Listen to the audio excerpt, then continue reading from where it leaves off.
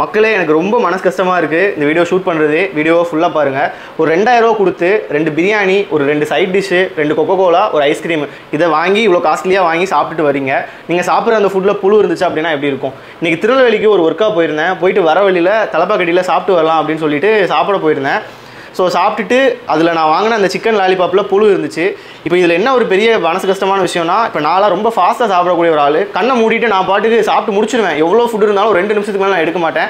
என்னோட ஃபுட்டில் புழு இருந்துச்சா இல்லையான்னு கூட எனக்கு தெரியல. பட் என்னோட தங்கச்சி சாப்பிட்ட ஃபுட்டில் வந்து புழு இருக்குது அப்படின்னு என்கிட்ட நவீனன்னு கூப்பிட்டு சொல்கிறா. நான் வந்து ஹோட்டல் மேலே இருந்த நம்பிக்கையில் நல்லா பாருவா அதெல்லாம் இருக்காது அப்படின்னு சொல்கிறேன். அவள் ஃபோர்ஸ் பண்ணி இதை பாரு அப்படின்னு சொல்லும்போது நான் உடனே மேனேஜரை வர சொல்லிட்டேன். எங்கள் அம்மா கிட்ட காமிச்சிக்கிட்டு இருந்தேன். அவங்க வந்துட்டாங்க. அவங்க கிட்ட காட்டுறேன், இது புழுவா என்னன்னு எனக்கு தெரியல, நீங்கள் பாருங்கள் அப்படின்னு சொன்னேன். அவர் இன்னொருத்தர் கொடுத்து செக் பண்ணுங்கன்னு சொல்லிட்டு அவங்க ரொம்ப நேரம் செக் பண்ணிவிட்டு புழு தான் அப்படின்னு சொன்னோடனே சாரி அப்படின்னு சொன்னாங்க. இப்போ நம்ம சாப்பிட்ற ஃபுட்டில் டேஸ்ட் கொஞ்சம் கூட குறையா இருக்குது, உப்பு உரப்பு கூட குறையா இருக்குன்னா நம்ம சொல்லும்போது அவங்க சாரி நெக்ஸ்ட் டைம் பார்த்துக்கிறோம்னு சொன்னாங்கன்னா அது அக்செப்டபிள். ஆனால் அந்த ஃபுட்டில் புழு இருக்குது அப்படிங்கும்போது அவங்க சாரி சொல்கிறது என்னால் அக்செப்ட் பண்ண முடியல. ஏன்னா ஃபுட்டு வரும்போதே வந்து பிரியாணி எப்பவும் போல் இல்லை, நாங்கள் ரெகுலராக சாப்பிட்றோம். இப்போ ரீசெண்ட் டைமில் நான் வெளியூருக்கு எங்கே போனாலும் அந்த ஊரில் இருக்க தலப்பாக்கட்டி பிராஞ்சில் நான் சாப்பிட்டு தான் கண்டிப்பாக ஒரு தடவை சாப்பிட்டு தான் ஊருக்கு வருவேன். ஸோ அப்படி இருக்கும்போது ரெகுலராக சாப்பிட்றதுனால தெரியும் பிரியாணி எப்போதும் போல் இல்லை. அந்த சிக்கன் லாலிபாப் பார்த்தீங்கன்னா ரொம்ப ஆயிலியாக இருக்குது. எங்கள் அம்மா சொன்னாங்க 2வது தடவை போட்டு பொரிச்சிருக்காங்கன்னு நினைக்கிறேன், ரொம்ப எண்ணெய் குடிச்சிருக்கு அப்படிங்கிற மாதிரி சொன்னாங்க. ஓகே, ஃபிஷ் ஃபிங்கரில் சூடு எப்போவும் இருக்கும்போது எப்படி ஹீட் இருக்கும், அது பிக்கவே முடியாது, அவ்வளோ பொத்துற மாதிரி இருக்கும், அவ்வளோ சூடு இருக்கும். அது இல்லை. சரி, ரிவ்யூக்கு நமக்கு கால் வரும், அதை நம்ம மென்ஷன் பண்ணலாம்னு சொல்லிட்டு இருக்கும்போது மனசில் நினச்சிட்டு இருக்கும்போதே கடைசியில் ஃபுட்டில் இந்த மாதிரி புழு இருக்குது. இதில் எனக்கு ரொம்ப அப்செட் பண்ணுற விஷயம் என்னென்னா, இப்போ நான் வந்து தலப்பாக்கட்டிக்கு ஏதோ பிராண்ட் அம்பாசிடர் மாதிரி என் ஃப்ரெண்டுக்கிட்ட வீட்டிலலாம் வந்து கடையை புகழ்ந்து பேசிக்கிட்டு இருப்பேன். அப்படி பளிச்சுன்னு இருக்குது, எல்லாமே சூப்பராக இருக்குது ஃபுட்டு, அப்படி இப்படி நான் சொல்லிக்கிட்டே இருப்பேன். எனக்கு இது பார்க்கும்போது என்னால் இதை ஏற்றுக்கவே முடியல. இப்போ ஒரு நார்மல் ஹோட்டலில் போய் நமக்கு சாப்பிட தெரியாதா? எதுக்கு இந்த ஒரு மாதிரி நல்ல ஸ்டாண்டர்டான பிளேஸில் போய் சாப்பிட்டோம்னா குவாலிட்டியாக இருக்கும், நல்ல டேஸ்ட் இருக்கும் அப்படின்னு தான் நாங்கள் போகிறோம். அதுக்கு தான் நம்ம எக்ஸ்ட்ராவாக பே பண்ணுறோம் நார்மல் ஹோட்டலை விட.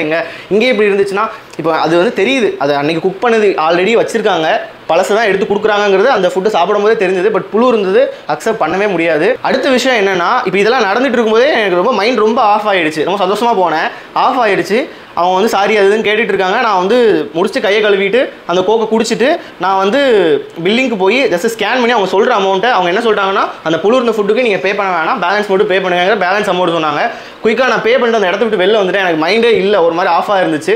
எப்போதுமே பில்லை கூப்பிட்டு கொடுப்பாங்க, நான் என் மேலே மிஸ்டேக், பில் வாங்காதது அவங்க கூப்பிட்டு கொடுக்கல.